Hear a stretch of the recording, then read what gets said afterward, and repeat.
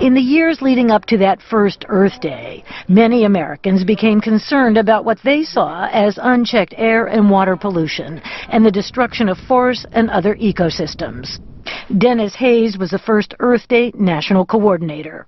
In Los Angeles, the estimates were that for simply breathing, it was the equivalent of smoking 2 packs of cigarettes a day. We had rivers that were catching on fire, lakes that were dying. The American national emblem, the bald eagle, was on the verge of extinction, and on and on. The growing anti-war movement of the late 1960s also contributed to the surge in environmental activism. As Earth Day approached, support for it spread.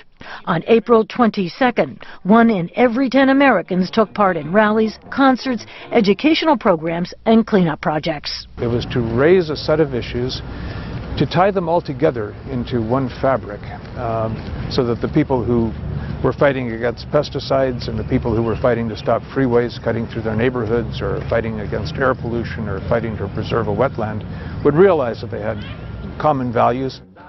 The public outcry on that first Earth Day led to political action. Congress passed new laws for clean air, water, and endangered species, and created the U.S. Environmental Protection Agency.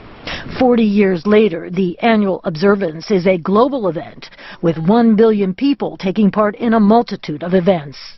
Earth Day in Washington kicked off with a service project on the National Mall.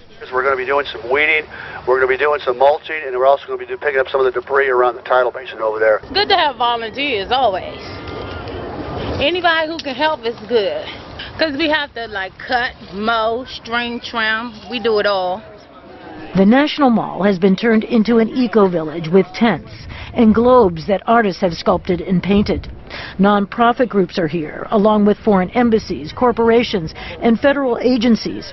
Children work with Ruth Netting, a scientist with the U.S. Space Agency, on jigsaw puzzles based on satellite images.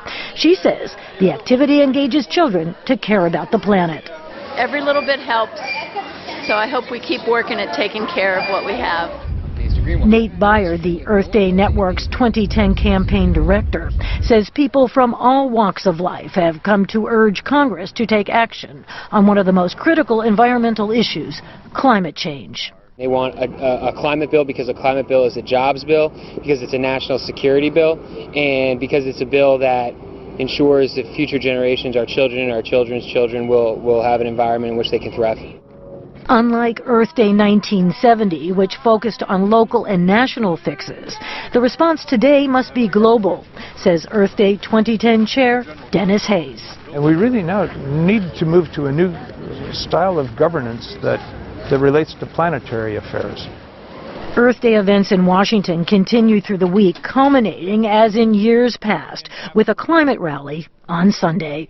Roseanne Skirbel, VOA News, Washington.